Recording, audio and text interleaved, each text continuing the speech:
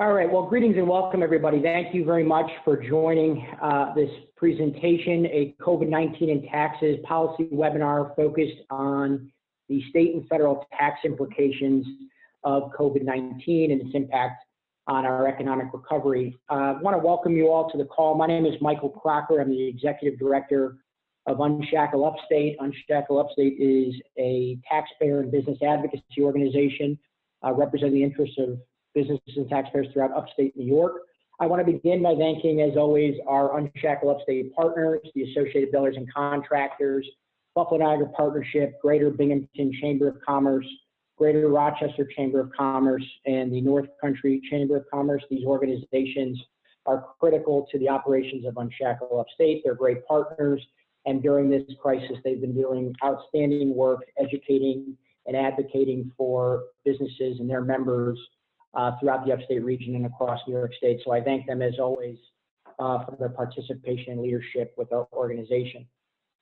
Today, we're going to be taking a look at the impact that COVID-19 has had on finances, both at the state and federal level, and how tax policy can not only will have an impact on those issues, but how tax policy can help jumpstart our economic recovery.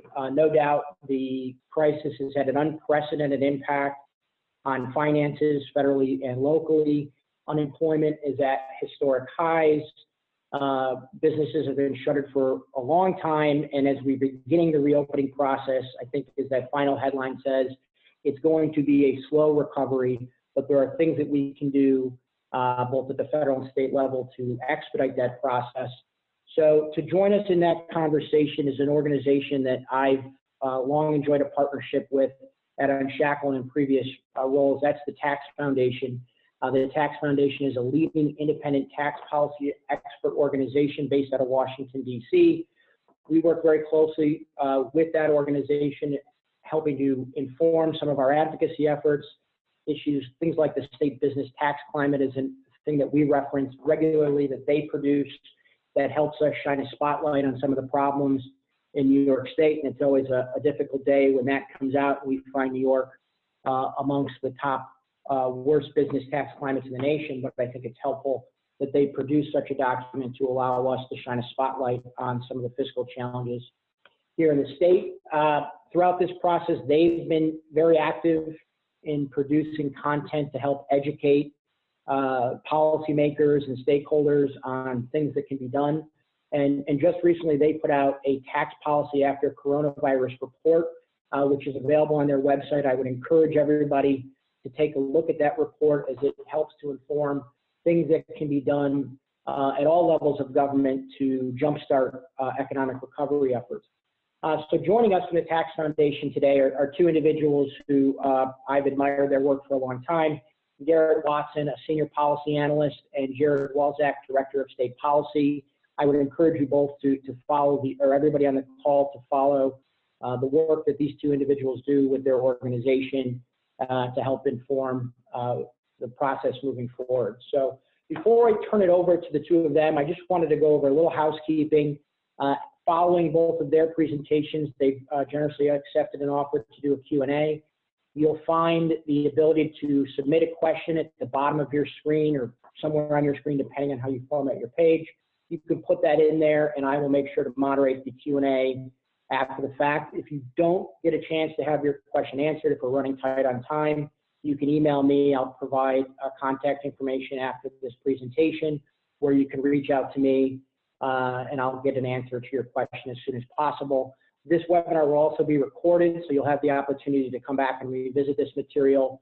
We'll be sharing it both on our website and through our social media channels as well. So with that, Garrett, I want to turn it over to you to take a look at the policy implications from the federal level. If you want to share your screen and begin your portion. Thank you both sincerely for being here.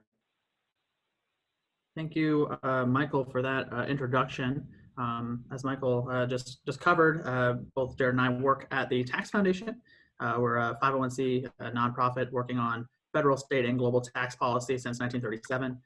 And we've been hard at work educating policymakers, the media, taxpayers, a variety of folks at the state and federal levels on the economic situation given the coronavirus crisis and how federal and state tax policy can be used to get us back toward economic growth, and as well as preserving liquidity and providing relief in the short run to both vulnerable individuals and businesses. And I also want to preface before beginning that as an upstate New York native, as someone from the Plattsburgh area, I highly respect the work that Unshackle Upstate is doing.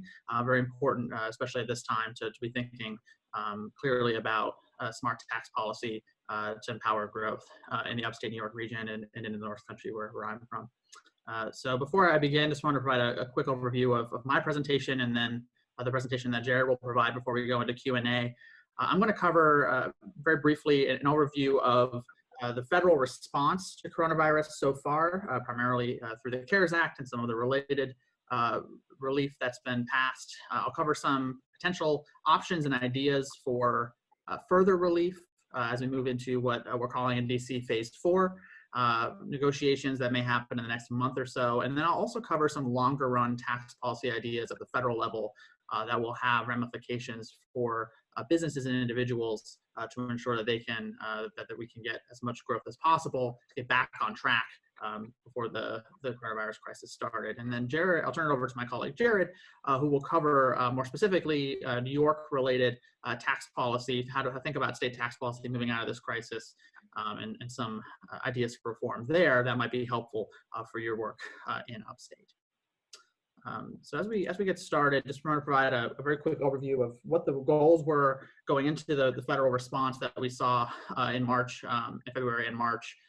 Two main goals that federal policymakers had overall in the wake of the pandemic that happened that created an unprecedented shock to our economic system and a rapid decline in demand. We saw lockdowns, especially in distressed areas, for example, in New York City and in the state of New York, that created an unprecedented situation both for individuals and businesses who saw their incomes collapse very rapidly. So federal policymakers had two major policy goals in the wake of this. It was to provide financial relief for vulnerable individuals in the wake of that crisis, as well as preserving liquidity for businesses, with the idea being that both especially small and medium-sized businesses, we may see a wave of bankruptcies in the worst-case scenario if policymakers did not provide liquidity to essentially keep them afloat until the crisis abates. And so in response to that, in addition to some legislation prior to the CARES Act that provided, for example, some tax credits for paid sick and family leave in response to the public health side of the crisis, Congress and the President signed the Coronavirus Aid, Relief, and Economic Security Act, or the CARES Act, which was at about $2.2 trillion and made progress on both of those goals. And I'll cover some of those key provisions in the next couple of slides. But just want to preface this by saying that the big question now that was passed is more may be needed to preserve business liquidity, especially, as well as making sure that we're protecting vulnerable individuals, depending on the shape of the recovery. There's still a lot of economic uncertainty as it relates to where the unemployment rates may be in the coming 6 to 12 months, how much revenue businesses will be able to expect in the coming months, and that may really guide policymakers in their thinking about how to approach further relief. And so I'll cover some ideas there after covering some of the major provisions on the individual and business side here now.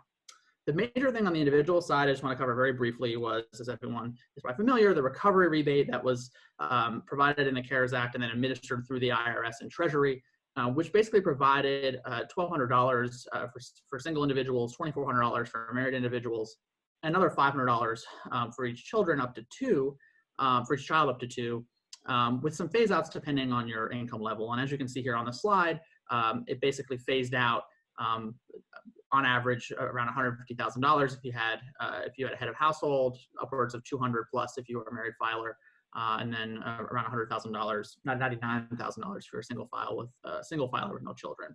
And so the IRS and Treasury are nearly done their administration of these rebates that provided sort of a one-time boost for folks who are maybe paying down debt or dealing with unemployment.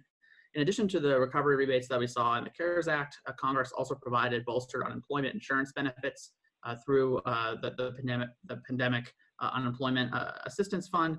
That's providing $600 a week in unemployment benefits, in addition to some other benefits for unemployment, such as waiving the waiting period that states often impose. The federal government will cover that for states that opt in.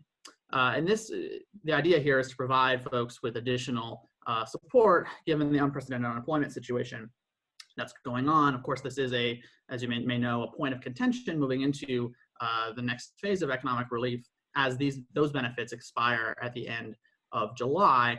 And so many policymakers are thinking about ways to redesign that benefit. Of course, we are continuing to see some ideas or proposals for another round of rebates if that's necessary. So both of those items will be coming up in the next phase of relief, as it'll be important for policymakers to think about individual relief to ensure that folks are protected, while also ensuring that there's adequate incentive to go back into work, right? The concern on the unemployment side is that we may be overly incentivizing folks to not work, which may be fine in the context of a pandemic where you want folks to not expose themselves to the virus and spread it, but not necessarily the best, to say the least, in the context of a recovery. So we continue to monitor that situation closely and provide ideas, which I'll cover in a moment, for how to reform the individual provisions moving forward as it relates to the coronavirus response. On the business side, there were a raft of provisions that I just cover very briefly here on this slide. In the CARES Act, a couple that I want to very briefly mention that you're probably already aware of, including the Paycheck Protection Program, the PPP, which provided over $400 billion for businesses to maintain their payroll in the form of loans that can be converted into loan forgiveness if it covers qualified payroll and other operating expenses. The Employee Retention Tax Credit, which provided a 50% tax credit up to $10,000 for employees that are kept on payroll but who are not currently working.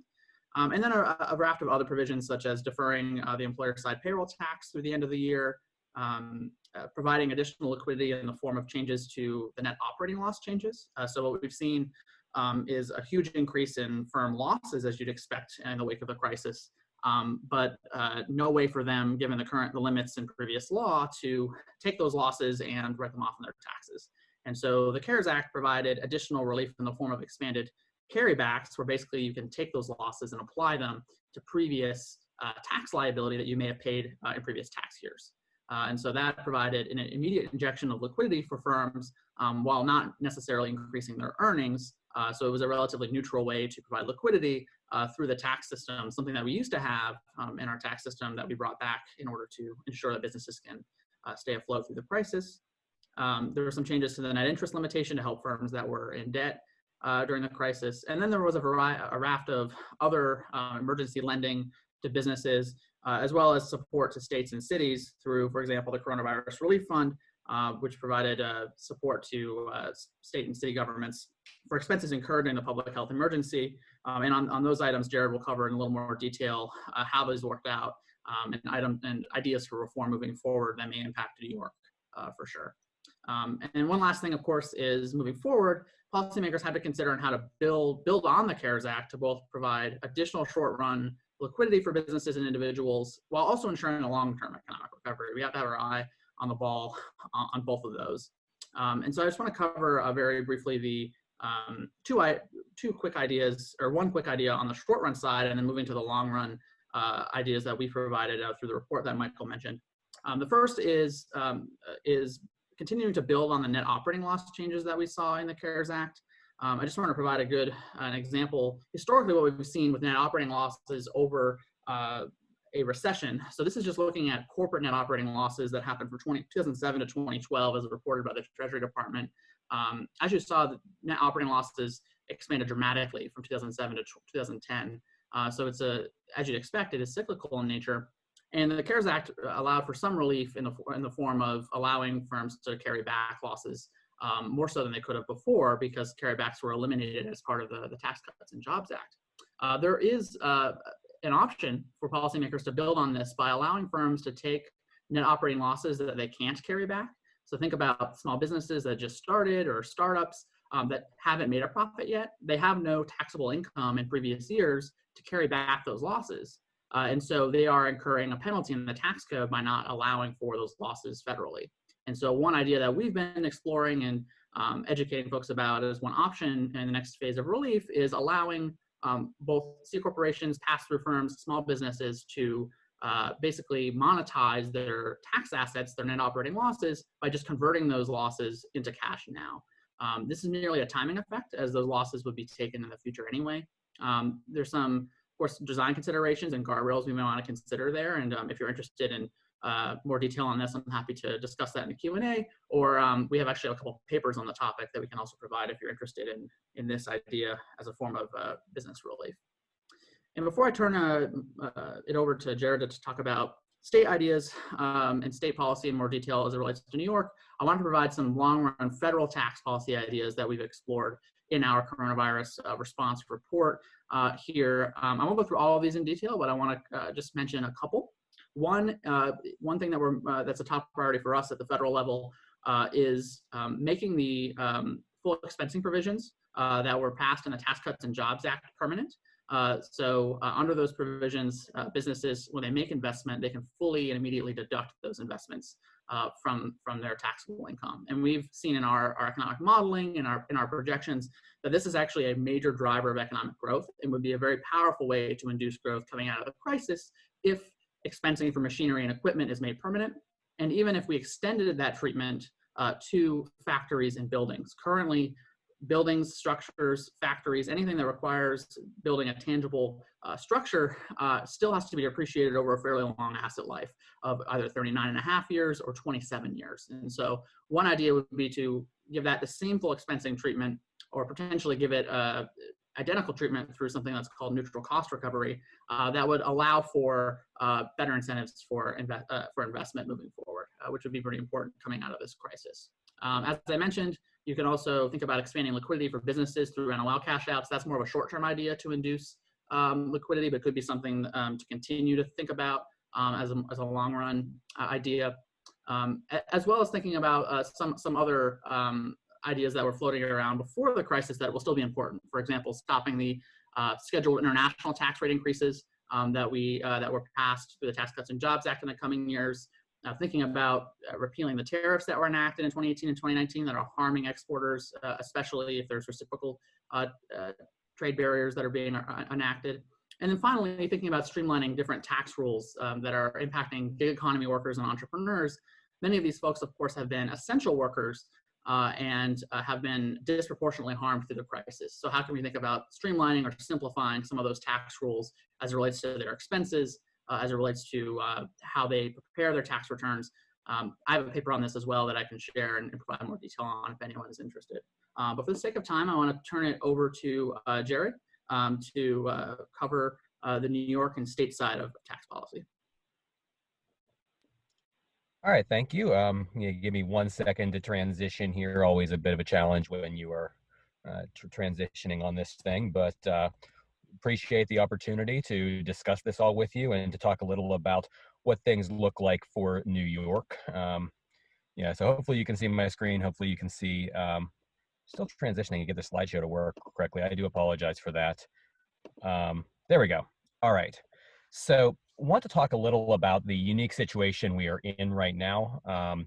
Obviously, anytime we have a recession, you have significant volatility in tax collections. New York is experiencing that. Everyone is experiencing that. Typically, you would actually expect sales taxes to be the least volatile tax. You can see what the experience of the Great Recession is.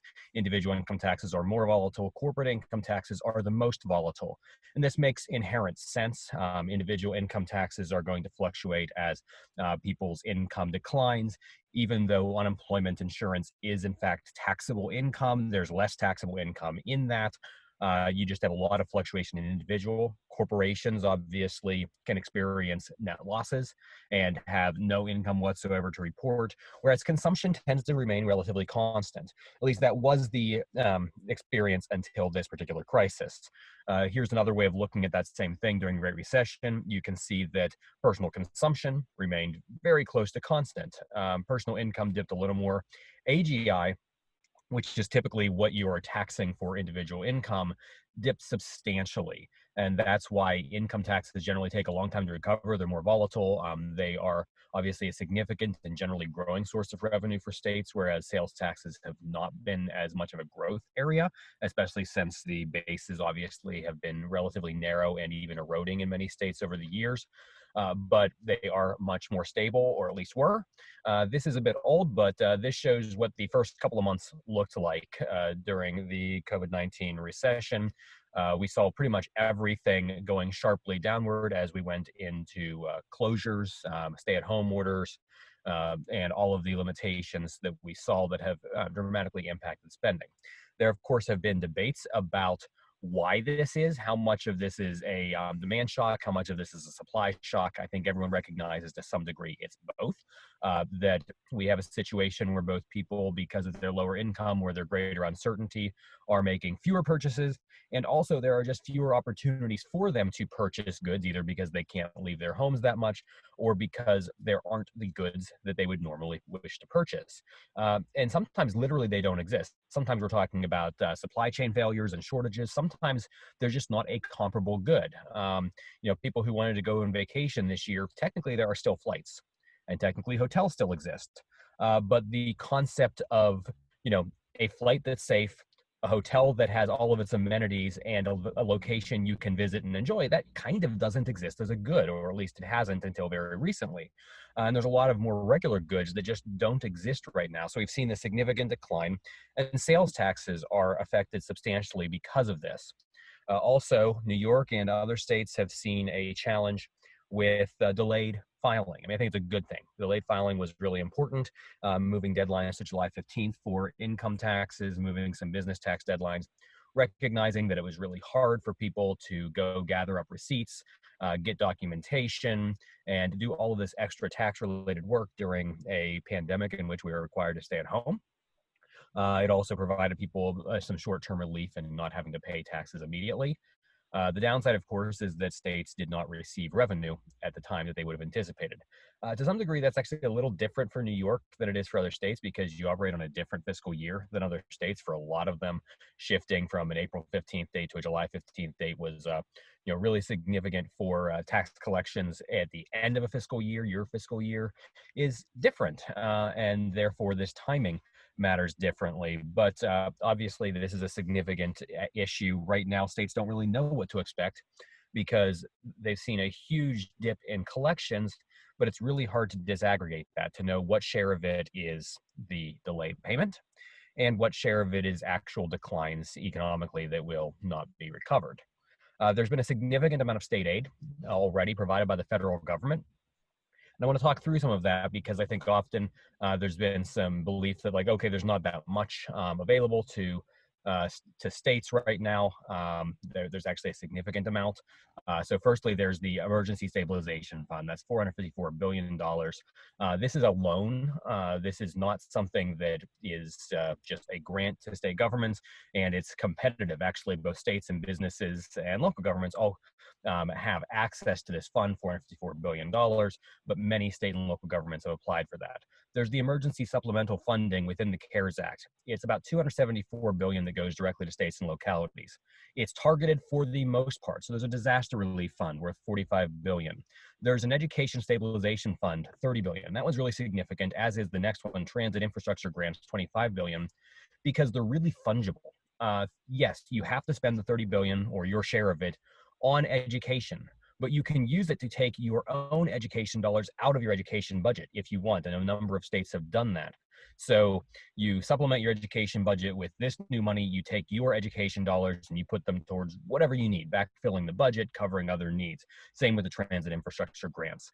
Less ability to do that with some of these other things like preparedness grants, community development block grants, homeless assistance grants. Not a lot of flexibility on how those do. I apologize, I borrowed some slides here. I have the next slide, New York, but this one says Idaho. Please, sorry about that. But there's the coronavirus relief fund, $150 billion. Obviously each state gets a share of that. New York gets over $7 billion. And then there's the Stafford Act declaration that freed up $50 billion when the federal government declared a federal disaster that covered the entire country. Also going to the states, various allocations to provide relief. Most of these things, like I said, cannot backfill budgets. They provide for supplemental assistance, but there is some funding available that can help for general relief purposes. There's also something called the Municipal Liquidity Fund. Despite the fact that municipal isn't the name, it's for state and local governments. Both of them have the opportunity to issue bonds and have the federal government, the Treasury, actually be the one who buys them up and do so on very favorable terms. This is, again, intended to help governments with bridging a gap. It's not a grant per se, but it is very generous terms for bonds. It can sometimes be done outside of the existing bonding caps because you have a guarantee buyer. It just provides a little more flexibility for governments, and the cap on that was raised by $500 billion due to the COVID-19 pandemic. So there's a lot of opportunity there. Many states have done that. The other element, of course, is that as states' unemployment insurance trust funds are depleted, and we'll get into that in a moment because New York's basically is, you have the ability to take out federal loans on that. They're called Title 12 advances. You take those out, you do have to pay them back eventually. There are consequences if it takes too long, but your trust fund does not go insolvent in the literal sense. You can continue to make payments because of those advances. The CARES Act provided, as Garrett mentioned, the Coronavirus Relief Fund. This is the $150 billion, probably the most talked about piece at the state level of the CARES Act. I have an example I put together in Ohio that I think it was easy to illustrate there, but then we'll talk about New York. But you can see what's happening here, because there's been a lot of confusion about how the state and local government portions of this work. Part of it, I think, was confusion even on the part of lawmakers. So I hope that this little Sankey chart, the Sankey diagram, helps understand it, even if it's originally from another state. So you have the parts of your state that are not eligible directly as local governments to receive Coronavirus Relief Fund relief. 100% of the amount associated with those smaller jurisdictions' population is taken by the state. So New York State just gets that. Then you have the jurisdictions that are large enough, populations of 500,000 or more. They get to keep 45% of the amount associated with their population. The state keeps 55%. So you can see that happening in this diagram on your screen. You can see that, you know, a particular county keeps a portion of its share, the state gets a portion of its share as well. The small jurisdictions, the state gets all of it. In New York, it's a little over 7.5 billion. Here is the actual allocation to the different jurisdictions in the state. So the state itself gets $5.1 billion out of this. Local governments get the remaining, you know, roughly 2.4 billion. New York City in the lead at almost 1.5 billion that it receives. That because they certified, you don't have to certify. A local government can decline to do so, but it was in their interest to do so because, you know, the state has no obligation to share with local governments. Many are, but they have no obligation to do so. So local governments generally jump to the chance to receive this funding. It does have to be spent on an eligible COVID-19 related expenditure. So it can either be spent in direct response to the economic effects or the health effects of the crisis. So, you know, there are grant programs that are provided to small businesses under this in many states. There's aid to affected individuals. You can actually pay out unemployment insurance claims that derive from COVID-19 under this. You can obviously build up your health infrastructure or do testing or whatever you may wish to do on the health side. You cannot just put it into your budget. And that's obviously been where a lot of the discussion has been, that people want a more flexible relief plan. Obviously, we've seen a lot of federal lawmakers, more on the left and the right, but really on both sides, talk about what a flexible plan would look like. Some have proposed just flexing the remainder of the Coronavirus Relief Fund, letting the rest of it be spent in a flexible way. Others have proposed programs ranging from $300 billion to over $1 trillion. 1.1 trillion was the largest to provide additional relief to state and local governments. The CARES Act has other provisions as well that can affect states. In New York, there's not a lot that affects you because you already decouple from so many federal provisions.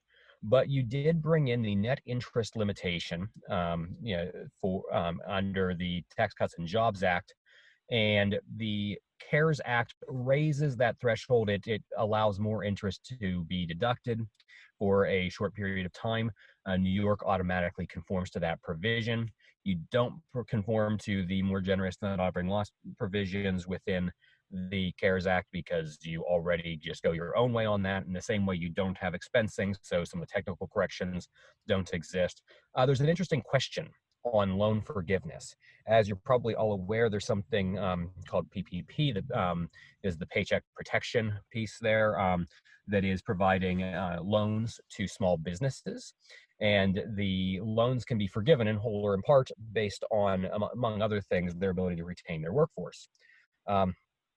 However, loan forgiveness, the discharge of indebtedness, is normally a taxable event. That normally counts as income. In this particular case, the federal government in the CARES Act says we are not counting that as income, but it doesn't amend the Internal Revenue Code. It is separate and outside of it. And there's been a question of how states will tax, if at all, that forgiven loan. New York has not, to my knowledge, issued any guidance on that. Also, automatically, there's an above-the-line charitable deduction that's actually permanent. It's $300, but New York would appear to conform to that for now. We'll see if that changes. There have been a lot of state policy responses. States, including New York, have made changes in tax payment and filing deadlines. There's discussion of the possibility that the federal government may delay the deadline yet again. I think that is actually picking up steam. It seems far less likely that many states will follow suit a second time, which does actually dampen the effectiveness of the federal further delay, because if you have to file your state returns, you probably have to prepare your federal one as a precondition of doing so. But states do have more limitations here. There are a lot of adjustments to telework-related withholding and nexus provisions. I'm going to come back to that because that's really significant in New York, which really hasn't done these things.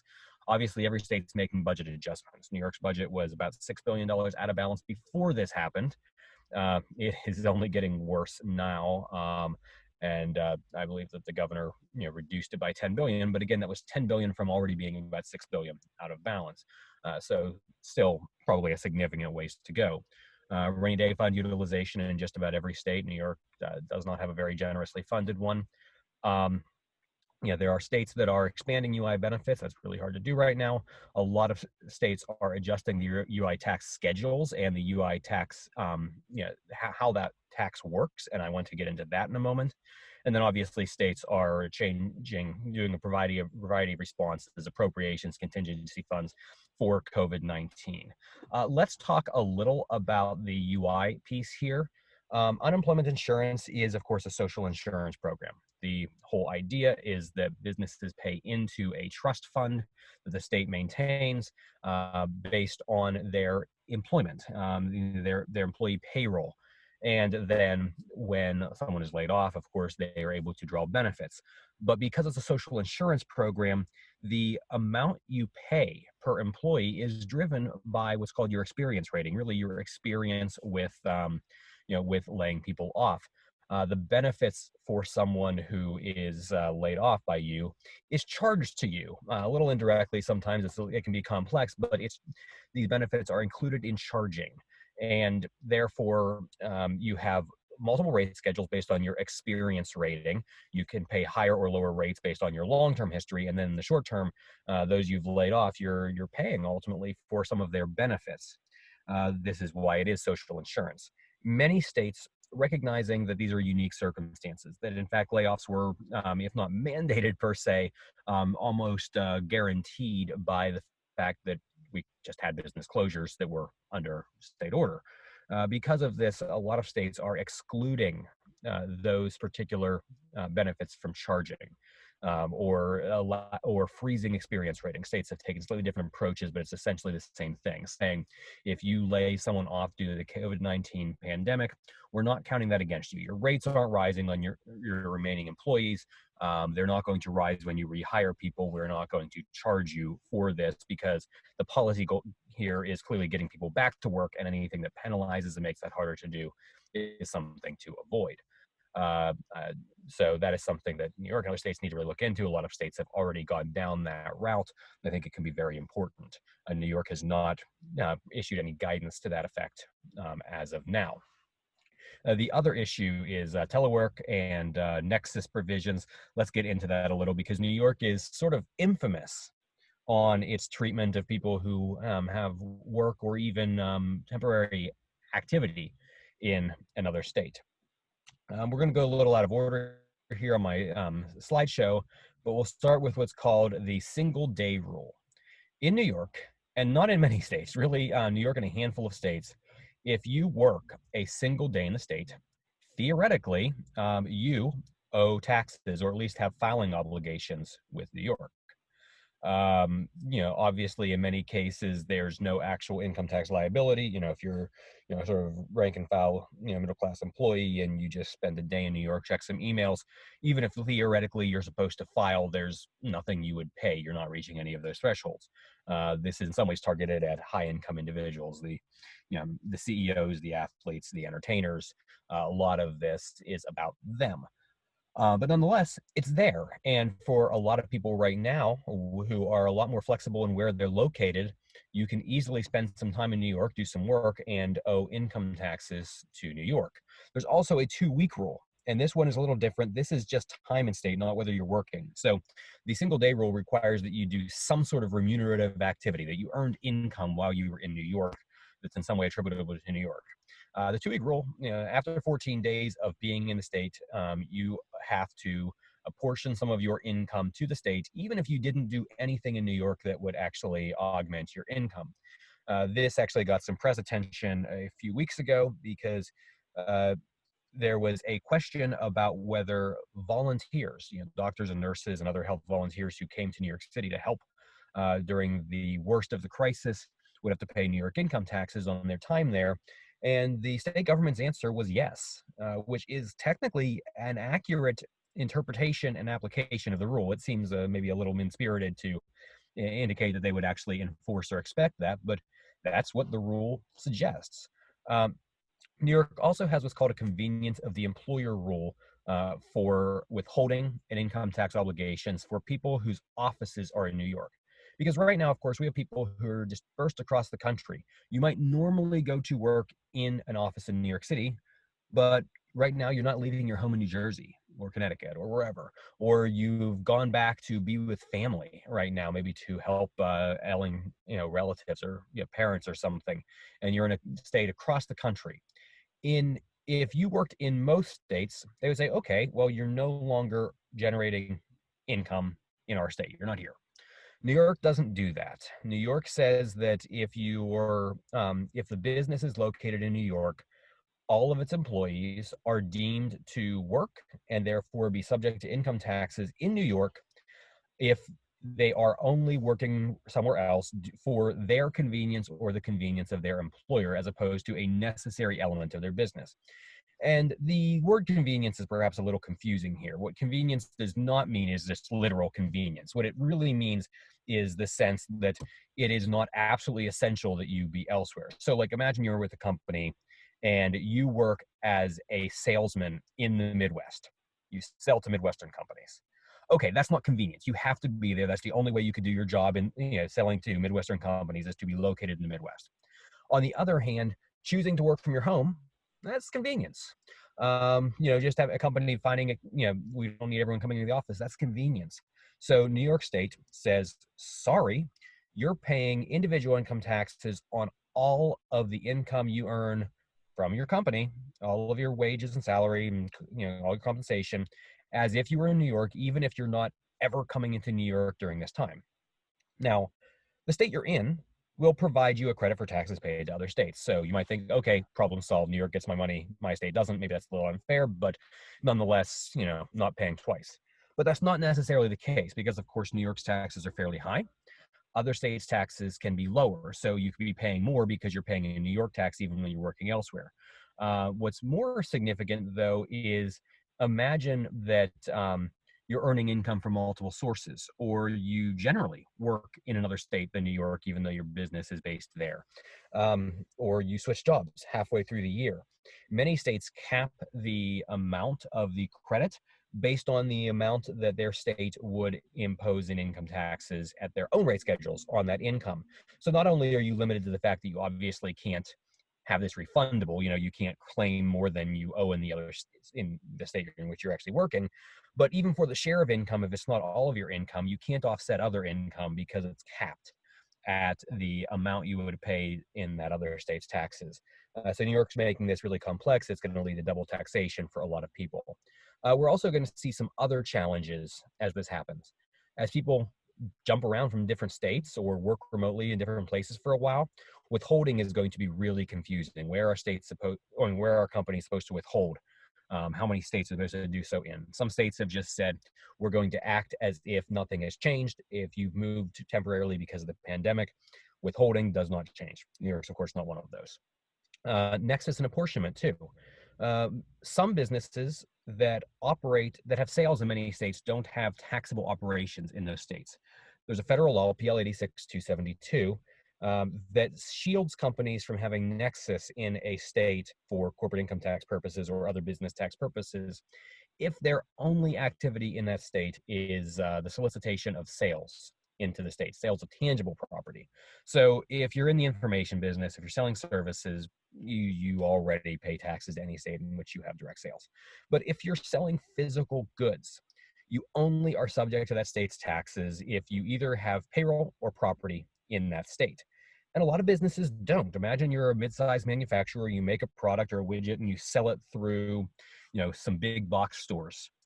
You maybe only have nexus potentially in your own state, maybe just in New York, because often some of those big retailers, they come pick the things up themselves, or you ship them through common carriers or something like that. So you don't have any sort of connection to their network. You might be selling across the country, but your only nexus is in your state. Well, now you've got a problem because one of your employees, who is obviously working remotely, worked in the central office, is now halfway across the country. And a state that's feeling a little bit of a crunch right now could say, you know what, you have nexus now. You have an employee in our state. And New York is, of course, in the same position for people who are outside of the state coming in to say you have nexus now and you owe corporate income taxes on the apportioned share of all of the sales into New York that were previously untaxed or going the other way in other states. Some states here too have said, no, we're not going to do this during the pandemic. That's not how this works. You didn't choose this. You basically can't control where your employees are going.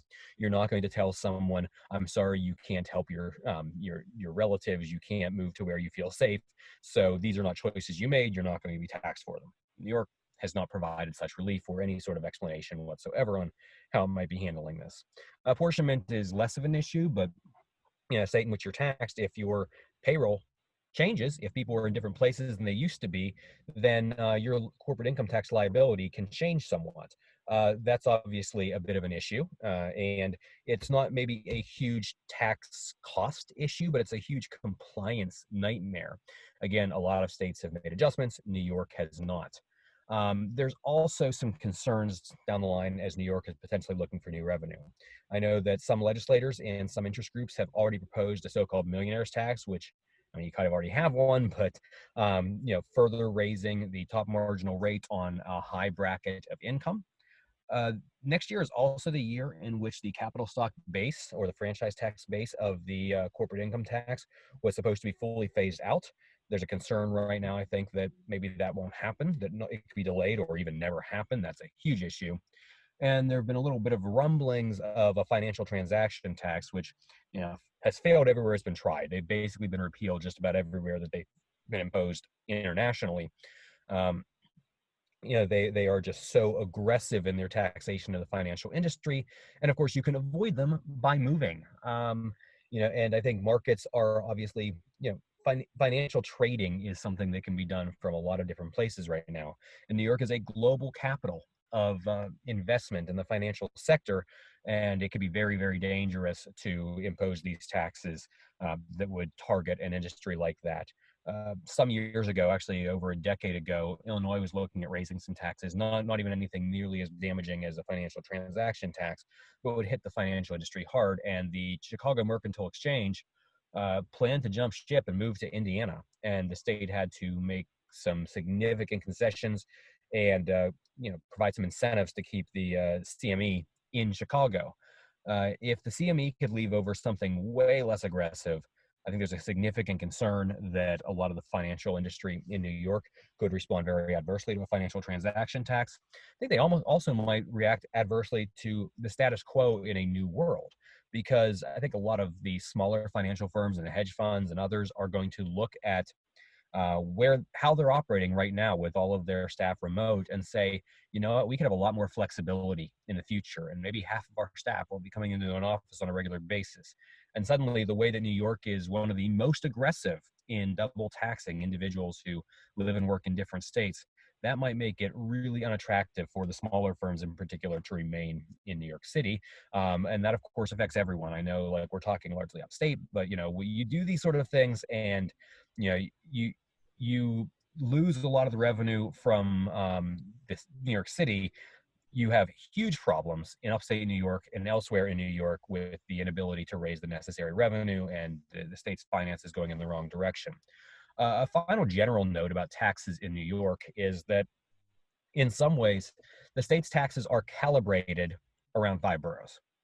You know, you have a very high tax and high service regime that may or may not make sense for New York City, but almost certainly doesn't make sense for Syracuse and Buffalo and, you know, anywhere up in, you know, anywhere outside of the city.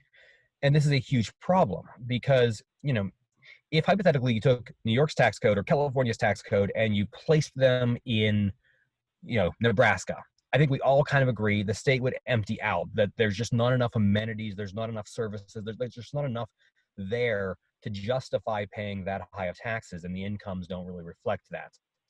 The problem, of course, is that a state like New York is so easily divided into almost 2 different states, and the taxes are calibrated around New York City, and it's just really, really difficult for the rest of the state to be under the same tax code when there's a very different broad economic experience and different income levels. So not necessarily a lot of room for the state to address the crisis from a revenue side. Obviously, states are going to be looking for new revenues in some cases, but I think we need to be very cautious in any approach on that in New York. Taxes are already high. The state already has net out-migration. Taxes have been part of that, and significant swaths of the state really can't afford significant additional taxes, whatever form they might take. So obviously things to be concerned about, both what the effect is on upstate New York and also what sort of activities you might discourage or people you might drive out of state in you know, the New York City region that would affect the overall finances of the state. So a lot of decisions in the coming weeks, months, and probably years, because it will take a couple of years to completely recover from this crisis. But I think I will leave it at that and be happy to take any questions any of you might have. Garrett, Jared, thank you guys so much. This is, both those presentations are extremely informative, and we appreciate you taking the time to educate some of our members. Again, just a reminder to everybody, we've got a couple questions in the queue, but if you wanted to submit something now, you can do so at the Q&A button, and we'll do our best to get through as many as we can and try to chase. And if we don't get to by email after the call, just one question that we have on here that I thought was relevant to the end of Jared's presentation is even our own governor has raised concerns about what a millionaire's tax would do to New York State's finances and the out-migration problems that you outlined. But you know, what does a millionaire's tax do to such a top-heavy revenue state as New York? We rely very heavily on sort of that top upper echelon of income earners. What happens to our state finances from your perspective if those individuals leave? Obviously, the spending doesn't follow them out the door. So what kind of implications does that have on New York's finances? Yeah, one of the first issues is that it creates a lot more of an issue with volatility than you've had in the past. You know, because a significant amount of the revenue coming out of this is going to be capital gains and income, and of course that gets offset by capital losses.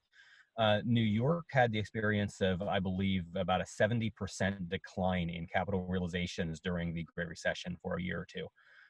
Imagine what it would be right now. And again, we've seen a rapid recovery in the market, but you see this huge fluctuation, this enormous volatility over the years. And the more you rely on the highest earners and the highest income of the highest earners, the more challenges you are going to face with enormous revenue swings that can sometimes really fill the coffers, but in the times when you need the revenue most, simply will not be there.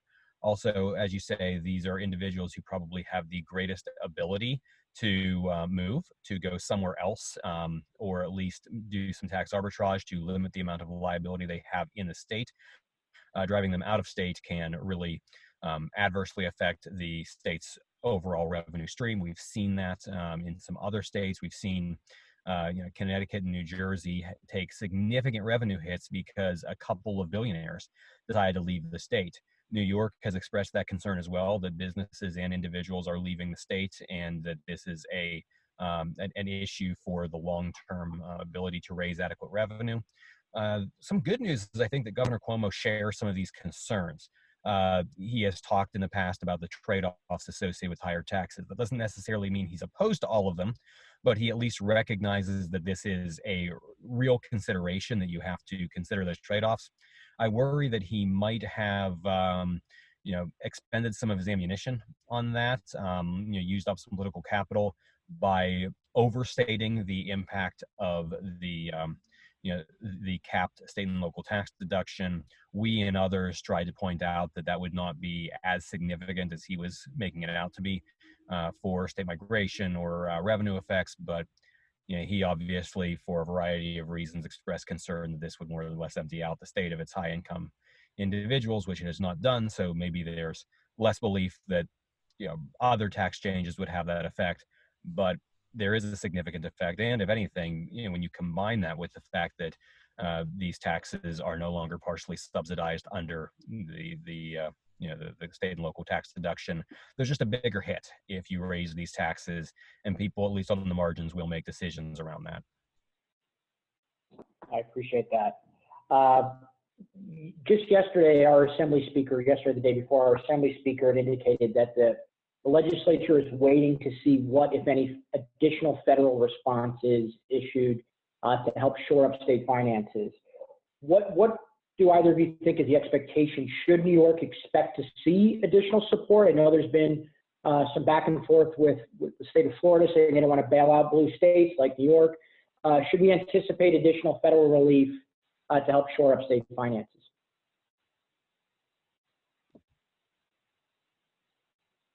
I don't know if Garrett might want to add something on this, because he does federal, so he knows way more about what they're doing right now. But I certainly think it's possible. There are a lot of discussions about what a next bill would be. In the Senate, I think Republican leadership has indicated that if there's a next bill that deals with this, it will be the last bill that deals with this, but there is seemingly some openness to additional relief. The House Democratic plan was a $1.1 trillion plan with over $1 billion for state and local governments. I don't see that going anywhere in the Senate. And there's a $500 billion proposal that is more bipartisan. It's Cassidy and Menendez. That I don't know if it has traction yet, but at least it has been part of a broader conversation. Other organizations like National Conference of State Legislatures have asked for $300 billion. National Governors Association has asked for $500 billion. There have been a variety of discussions of what forms these might take and how they would be allocated, whether it would be by primarily population, which was how the Coronavirus Relief Fund worked, whether it would take into account economic indicators like unemployment rates, whether it would take into account fiscal issues like the revenue losses the state has experienced, or the budget shortfall, whether there'd be a public health component like number of COVID-19 cases, which would obviously benefit New York if that was part of the allocation. I think that using a public health component is possible. Using a fiscal measure is unlikely, and probably for good reason. You don't want states that were overly rosy on their projections to get extra money because of that, which is fairly inequitable. You don't want the states that just spend the most per capita to benefit more, because that's not really a reasonable way of understanding what the needs are. Either doing per capita or using some sort of measure that's fairly objective about the state of the economy, like employment, is probably the best way to allocate that. I think there is some appetite for doing something. Garrett, if he wants to jump in, can talk about that, but less than perhaps what House Democrats proposed. More than nothing seems likely. Yeah, I think that's right. Just to echo Jared, the appetite here in Washington, the sense is that there probably will be some additional relief to states and to local governments, but that there may be some negotiation about how much and the exact mechanism to provide that relief. I just want to add two quick points on top of what Jared said. One is, of course, there's often a significant lag in terms of the impact on state budgets, and even on on jobs and layoffs. So we saw that in the Great Recession, where 2008, 2009, things were okay. There was a little bit of a downturn, but we really saw an impact in 2010 and 2011 as a result of the crisis. We'll probably see something similar here, fiscal 21 and 22. So there's a possibility, and Jared explores this in his some of his work on this topic of exploring maybe some staggered relief based on that, because there is just so much uncertainty about how much. We've seen some initial estimates being done on the total loss to state and local governments and its impact, but there's a lot of uncertainty about the total cost depending on how much economic activity rebounds, whether or not there's a second wave in the fall. So some of that uncertainty will have to be dealt with as well when we think about relief. The other quick thing I would mention, of course, is also exploring additional fungible relief to get around some of the concerns about giving direct infusions of cash to states that may or may not have been fiscally prudent ahead of the crisis. So thinking about a common mechanism, for example, is increasing the FMAP percentage for Medicaid. We saw a little bit of that, of course, in the initial round of relief. You could explore other ways to provide fungible methods of support that can be embraced by policymakers across the political spectrum, which, because it's fungible, they can take the money they would have allocated to that, for example, to Medicaid, and put it somewhere else in the budget. Yeah, I think the summary there is an appetite for it, and we'll see probably in July how that might end up shaping up. I appreciate that. Sticking with the federal level, one question that was submitted is, what is the status of legislation, if any, on the reversal of the IRS position of the taxability of the PPP loan forgiveness?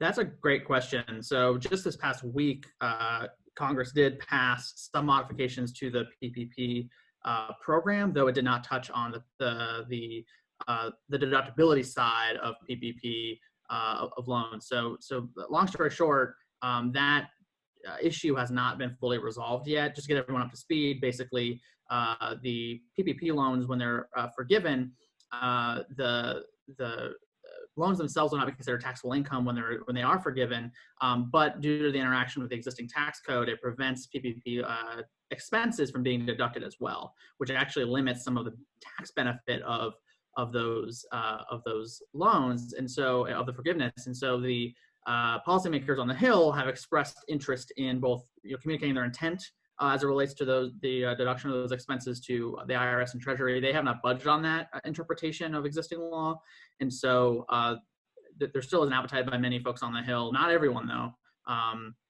Some folks want to revisit that, and that's probably why we didn't see it in this expansion of the PPP program that we saw last week. But this is something that lawmakers are concerned about, and something that will be revisited. And of course, this has implications at the state level too, to the extent that the federal code, the federal treatment carries over to the states, and so at the very minimum, there might be uncertainty about that interaction as well that Jared can speak on too, to ensure that at least everyone understands what the rules are as it relates to the deductibility of those expenses. I appreciate that. We're getting up against 12 o'clock, and I want to be mindful of your time. I guess I would just ask one last question. We could probably do a whole new webinar on this, but maybe what are the top 3 bullet points at the tax level that I'd say, focusing on the state that New York could take on right now that would improve the economic recovery efforts? What would be, maybe the 3x5 note card examples of what New York should be looking to do at the legislative levels we're trying to inform our policymakers?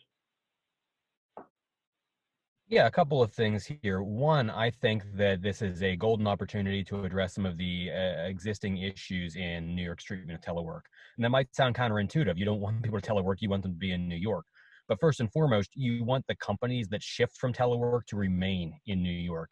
One of the experiences right now is clearly that a lot of companies realize that not everyone has to be in an office, that not everyone has to be in the same state. And states that are behind the curve on making that possible are potentially going to lose some of the businesses that are going mostly remote work, or at least substantially remote work, and therefore want their employees to have the flexibility, including on taxes, to not be double taxed. New York is among the most aggressive, perhaps the most aggressive on this. And without those changes, I do worry that some of the smaller firms, in particular, firms that have some really high net worth and high income individuals, might decide that it is not worth remaining in New York, that they will just remain outside the state where they've all decamped to during this crisis. So that would be one of my top priorities.